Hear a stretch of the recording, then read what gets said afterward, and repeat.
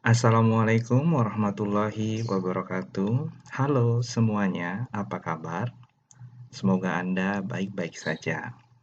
Selamat berjumpa dalam mata kuliah Statistika Pendidikan. Topik yang akan kita bahas pada kesempatan kali ini mengenai uji normalitas dataset dan alternatif dari analisis skor gain. Yang akan kita bicarakan kali ini yaitu mengenai pengantar, kemudian prosedur simulasi. Selanjutnya kita akan membahas mengenai hasil uji perbandingan dari beragam uji normalitas. Setelahnya kita akan melihat bagaimana pengujian uji normalitas menggunakan uji Anderson-Darling dengan software Minitab, serta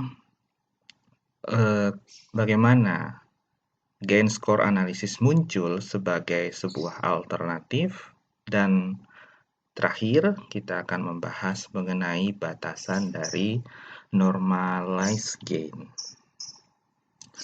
Sebagaimana kita ketahui bahwa distribusi normal merupakan asumsi utama yang melandasi banyak prosedur uji statistik inferensial seperti uji T, analisis regresi linier, analisis perbedaan, dan analisis varian atau ANOVA. Statistical parametrik biasanya mengasumsikan bahwa data yang diambil dari sampel acak berdistribusi normal. Jika asumsi normalitas ini dilanggar, maka hasil yang diperoleh dari pengujian statistik parametrik menjadi tidak valid. Biasanya, para ahli menguji normalitas suatu data dengan metode grafis. Mereka membandingkan antara skewness dan kurtosis dari dataset yang ada. Tetapi, uji grafik ini kurang akurat. Karena pentingnya uji normalitas, dikembangkan hampir sebanyak 40 tes untuk menguji normalitas. Dari sekian banyak uji tes tersebut, kita biasanya mengenal 4 uji yang lazim digunakan, seperti uji Shapiro-Wilk, Kolmogorov-Smirnov, Anderson-Darling, dan Lilliefors. Dari keempat uji tes populer ini, pertanyaannya muncul, uji manakah yang paling baik? Untuk mengetahuinya, kita akan membahas dalam seri video pembelajaran kali ini. Nah, untuk menguji kemampuan dari 4 uji populer tersebut, kita akan membahas mengenai hasil tes perbandingan yang dilakukan oleh Razali dan Wah pada tahun 2011. Mereka membandingkan daya beda dari keempat tes normalitas menggunakan simulasi Monte Carlo dengan berbagai ukuran sampel, mulai dari sampel kecil hingga ke sampel besar. Adapun hipotesis nolnya adalah data berdistribusi normal, sedangkan alternatifnya data tidak berdistribusi normal. Hasil pengujian mereka menunjukkan bahwa berdasarkan alternatif distribusi berupa simetrik atau asimetrik, untuk alfa 0,05 dan alfa 0,1, kalau kita melihat maka Shapiro-Wilk merupakan uji normalitas yang paling bagus, diikuti oleh Anderson-Darling, kemudian Lilliefors, dan yang paling akhir adalah Kolmogorov-Smirnov. Sedangkan dari segi ukuran sampel, hasilnya tetap sama, Sapir-Whorf nomor 1 diikuti oleh Anderson-Darling, kemudian uji Lyell-Force, dan yang terakhir adalah uji Kolmogorov-Smirnov. Tetapi kalau kita lihat berdasarkan ukuran sampel, Sapir-Whorf ini memiliki hasil uji yang sedikit kurang baik untuk sampel yang kecil. Sedangkan untuk uji Anderson-Darling, walaupun baik sampel besar maupun sampel kecil itu menunjukkan hasil yang relatif stabil. Berdasarkan hasil uji yang dilakukan oleh Razali dan Wah, dapat disimpulkan bahwa di antara keempat tes uji normalitas populer, maka uji Sapir-Whorf merupakan yang paling baik. Sedangkan yang paling buruk dari keempat jenis tes tersebut adalah uji Kolmogorov-Smirnov yang memiliki daya beda paling lemah. Tetapi uji Sapir-Whorf ini kurang baik untuk ukuran sampel kecil, sehingga bagi orang awam, uji Anderson-Darling merupakan uji yang paling baik untuk dilakukan. Nah, bagaimana cara kita menguji normalitas menggunakan uji Anderson-Darling dengan Minitab? Nah, pertama kita buka dulu software Minitab. Nah, ini adalah tampilan antarmuka dari software Minitab versi 17. Jika Anda memiliki versi yang lebih di atas, tentu tampilannya agak sedikit berubah. Kemudian kita masukkan data dan judul data di dalam workbook. Ya, workbooknya dari C1 sampai tak terhingga.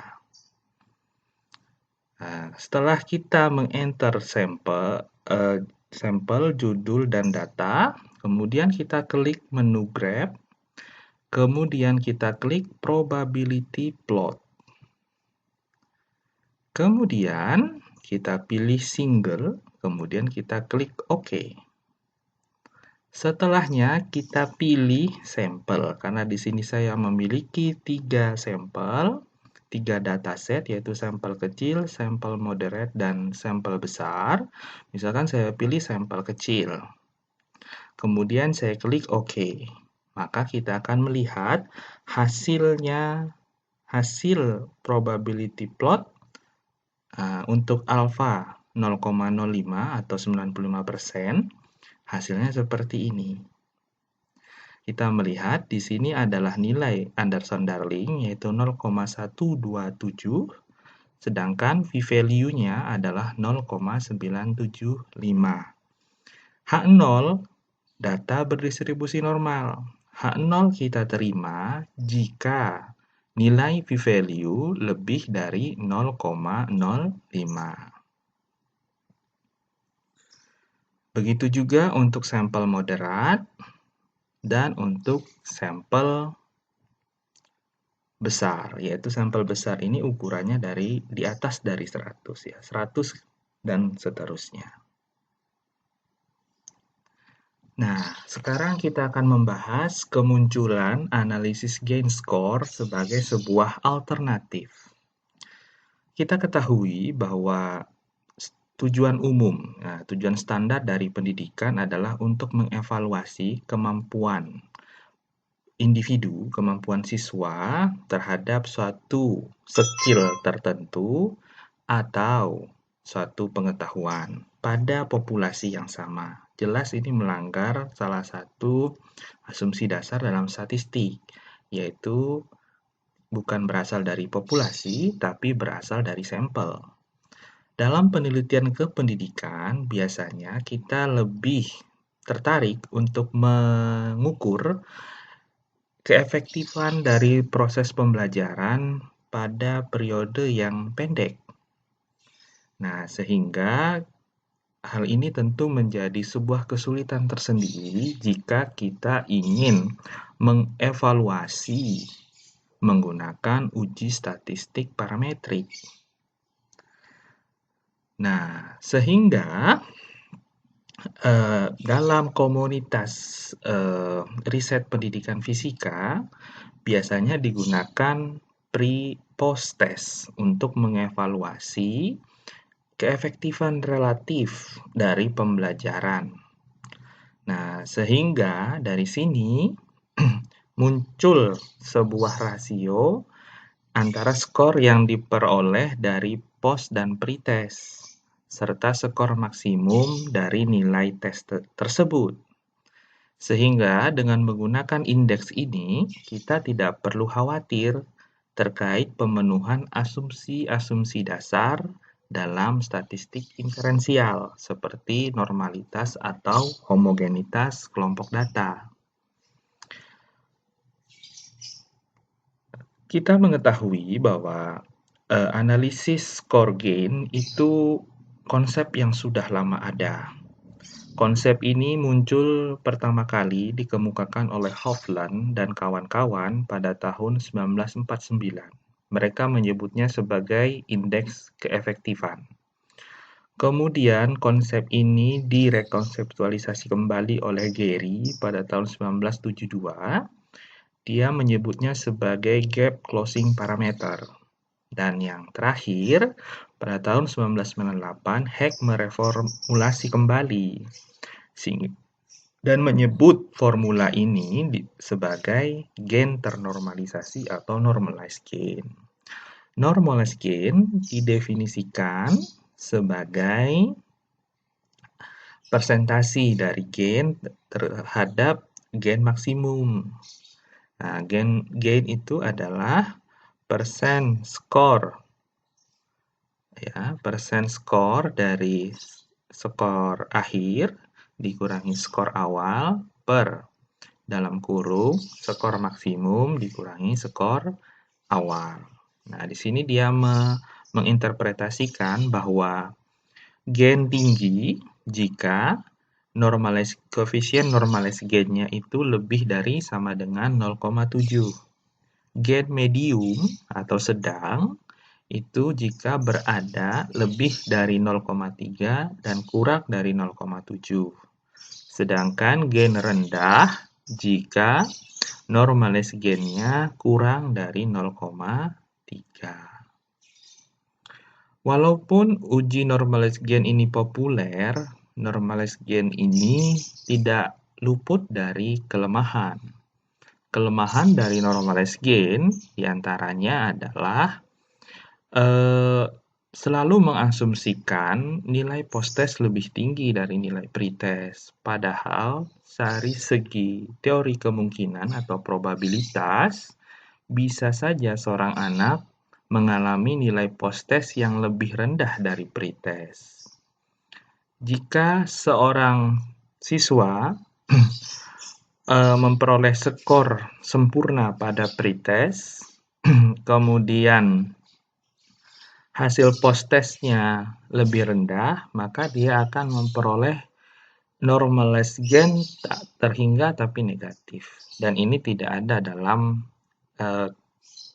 interpretasi ya dari normalized gain tersebut sendiri.